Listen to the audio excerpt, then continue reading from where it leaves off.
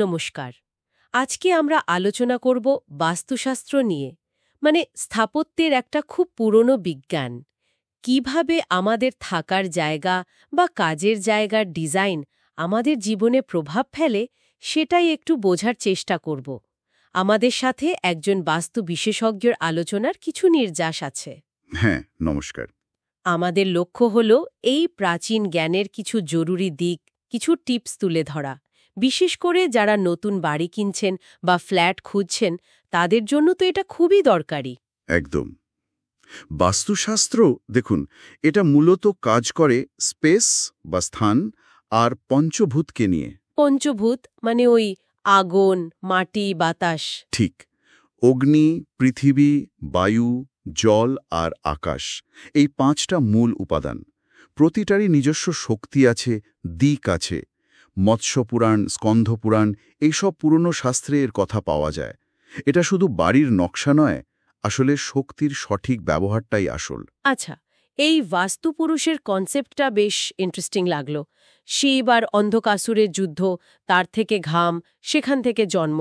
ব্রহ্মা নাকি ওকে পৃথিবীর সব নির্মাণের দায়িত্ব দিলেন। হ্যাঁ, এই গল্পটা আসলে প্রতীকী। বাস্তুপুরুষের মাথাটা থাকে উত্তর পূর্ব দিকে, মানে ঈশানগণে। ও তাই। হ্যাঁ, এটা আসলে বোঝায় যে প্রত্যেক নির্মাণেই ভালো আর খারাপ, মানে শুভ আর অশুভ, দুই শক্তিই থাকে। আমরা কোনটাকে গুরুত্ব দেব সেটা আমাদের হাতে। বাস্তুপুরুষের এই অবস্থানটা ওই ভারসাম্য আর সংবেদনশীলতার কথাই মনে করিয়ে দেয়। তাই ওই উত্তর পূর্ব দিকটা এত গুরুত্বপূর্ণ। বুঝলাম। এর সাথে আবার জ্যোতিষেরও নাকি একটা কানেকশন আছে, অ্যাস্ট্রোবাস্তু বলে কিছু একটা। হ্যাঁ, একটা যোগসূত্র তো আছেই। দেখুন, সহজ করে বললে বাস্তু হলো স্পেস, মানে স্থান, আর জ্যোতিষ হলো টাইম বা সময়। আচ্ছা, স্পেস আর টাইম। হ্যাঁ, জ্যোতিষ হয়তো বলতে পারে যে কোনো ঘটনা কখন ঘটবে, কিন্তু ধরুন সেই সময়ে ওই নির্দিষ্ট জায়গার বাস্তুতে যদি কোনো বড় সমস্যা থাকে, তাহলে সেটা ঘটনার ওপর একটা খারাপ প্রভাব ফেলতে পারে। ওহ, এই জন্য কি একই বিল্ডিংয়ের সব ফ্ল্যাটে সমস্যা না হয়ে কারো কারোর বেশি হয়? অনেকটা সেরকমই। মানে ব্যক্তির নিজের কোষ্ঠী আর বাড়ির বাস্তু, এই দুটোর মিলিত একটা প্রভাব কাজ করে। তবে এটা বেশ গভীর বিষয়। আমরা বরং সাধারণ বাস্তুর নিয়মগুলোই নিয়ে থাকি আপাতত। ঠিক আছে, তাহলে ওই উত্তর পূর্ব কোণটা দিয়ে শুরু করি, যেহেতু বাস্তুপুরুষের মাথা ওখানে। কেন এতটা জরুরি এই দিকটা? এটা সবচেয়ে পবিত্র আর সেন্সিটিভ দিক বলে ধরা হয়। এখানে যদি বাথরুম বা রান্নাঘর থাকে, সেটা মারাত্মক বাস্তুদোষ। মারাত্মক দোষ? মানে কতটা মারাত্মক? দেখুন, কিছু বিশেষজ্ঞ এমনও বলেন যে এর সাথে ক্যান্সারের মতো বড় রোগেরও সম্পর্ক থাকতে পারে। আর ভয়ের কথা হলো, এই নির্দিষ্ট দোষগুলোর প্রতিকার করা প্রায় অসম্ভব। বলেন কি, প্রতিকার নেই? হ্যাঁ, তাই বাড়ি বা ফ্ল্যাট কেনার আগে এটা দেখে নেওয়াটা ভীষণ জরুরি। এই কোণে হালকা নীল রং ব্যবহার করা যেতে পারে। পুজোর ঘর করলে খুব ভালো।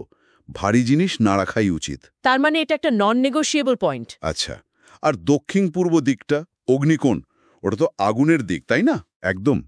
উত্তর পূর্বের টয়লেট বা রান্নাঘর থাকলে সেটা এড়ানোই ভালো। আর হ্যাঁ, দক্ষিণ পূর্ব হলো আগুনের দিক, তাই রান্নাঘরের জন্য এটাই বেস্ট জায়গা। আচ্ছা। এখানে আবার উল্টোটা, মানে বাথরুম বা জলের ট্যাঙ্ক থাকলে সেটা বাস্তুদোষ। এই দিকে লাল, কমলা, গোলাপি, এই রঙগুলো ব্যবহার করা যায়। আর ইন্টারেস্টিংলি, এই দিকটা বাড়ির ক্যাশ ফ্লো, মানে অর্থপ্রবাহের সঙ্গেও যুক্ত। ও, দারুণ তো। তাহলে সম্পর্ক বা স্থায়িত্ব, এইগুলোর জন্য কোন দিকটা ভালো? দক্ষিণ পশ্চিম।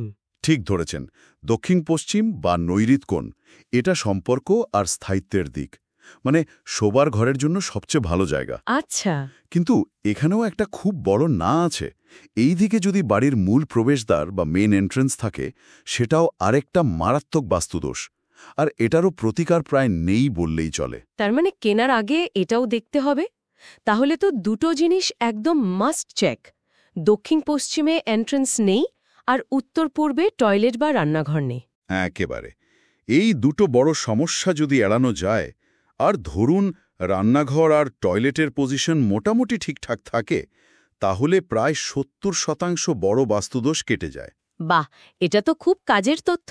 হ্যাঁ, তাই প্ল্যানটা কেনার আগে কোনো অভিজ্ঞ বাস্তুবিদকে দিয়ে একবার গ্রেডিং বা বিশ্লেষণ করিয়ে নিলে ভালো হয়। বেশ, বাকি দিকগুলো আর রঙের ব্যাপারে যদি একটু ছোট করে বলেন, আর রোজকার জীবনে কাজে লাগার মতো কিছু টিপস। নিশ্চয়ই। ধরুন উত্তর দিক, এটা জলের তত্ত্ব, কুবেরের দিক।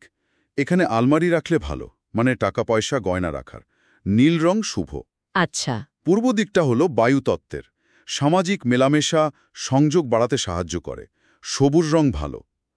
পশ্চিম দিক আকাশতত্ত্বের, এখানে সাদা বা ক্রিম রং ভালো চলে। আর যদি কোনো রং সেফ খেলতে চাই, সব দিকে চলার মতো? তাহলে ক্রিম বা অফ হোয়াইট, মানে হালকা সাদা, এটা যে কোনো দিকেই ব্যবহার করা যায়। আসলে হালকা রং শক্তিকে প্রতিফলিত করে আর গাঢ় রং শুষে নেয়। বুঝেছি। আর সাধারণ টিপস? যেমন ধরুন, বাচ্চাদের পড়াশোনার জন্য উত্তর দিকে মুখ করে বসলে বা স্টাডি টেবিল রাখলে মনোযোগ বাড়ে। টয়লেটের জন্য পূর্ব দক্ষিণ পূর্ব দিকটা ব্যবহার করা যেতে পারে। সেপটিক ট্যাঙ্ক দক্ষিণ দক্ষিণ পশ্চিমে করা যায়। আর ছাদে যে জলের ট্যাঙ্ক থাকে? ওটা খুব জরুরি। উত্তর পূর্বে একদম নয়। ছাদে জলের ট্যাঙ্ক দক্ষিণ পশ্চিম বা উত্তর পশ্চিম দিকে রাখা ভালো। আর জুতো, ওটা বাড়ির মূল দরজার বাইরে রাখাই নিয়ম। কিন্তু আজকালকার ফ্ল্যাটে তো জায়গার খুব অভাব। অনেক সময় রান্নাঘর, বাথরুম একদম পাশাপাশি থাকে। তখন? হ্যাঁ, ঠিকই বলেছেন। আধুনিক ফ্ল্যাট বাড়িতে সবসময় আদর্শ পরিস্থিতি পাওয়া যায় না। এটা একটা চ্যালেঞ্জ। আগেকার দিনে তো বাড়ির বাইরে থাকতো শৌচাগার। ঠিক। তবে একটা জিনিস জানবেন, সিঙ্গাপুর বা দুবাইয়ের মতো যে পরিকল্পিত শহরগুলো আছে, সেখানে কিন্তু সিটি প্ল্যানিংয়ে এই ধরনের এনার্জি ব্যালেন্স বা প্রাকৃতিক উপাদানের সামঞ্জস্যের নীতিগুলো প্রয়োগ করা হয়। হয়তো বাস্তু নামে নয়, অন্য নামে। তার মানে এর একটা আন্তর্জাতিক প্রাসঙ্গিকতাও আছে। অবশ্যই। আসলে দেখুন, নতুন বাড়িতে যাওয়ার পর বা ধরুন বাড়ির ছাদে কোনো বড় নির্মাণ করার পর জীবনে ভালো বা খারাপ পরিবর্তন আসাটা খুব অস্বাভাবিক নয়। অনেকেই এই অভিজ্ঞতাটা শেয়ার করেন। এগুলো কিন্তু বাস্তু পরিবর্তনের প্রভাব হতে পারে। তার মানে বিষয়টা শুধু কিছু নিয়ম কানুন বা কুসংস্কার নয়, এর পেছনে একটা অন্য রকম যুক্তি বা বিজ্ঞান আছে। বলা যেতে পারে এটা আমাদের বাসস্থানে বা কাজের জায়গায় শক্তির ভারসাম্য বজায় রাখার একটা প্রাচীন প্রজ্ঞা বা বিজ্ঞান।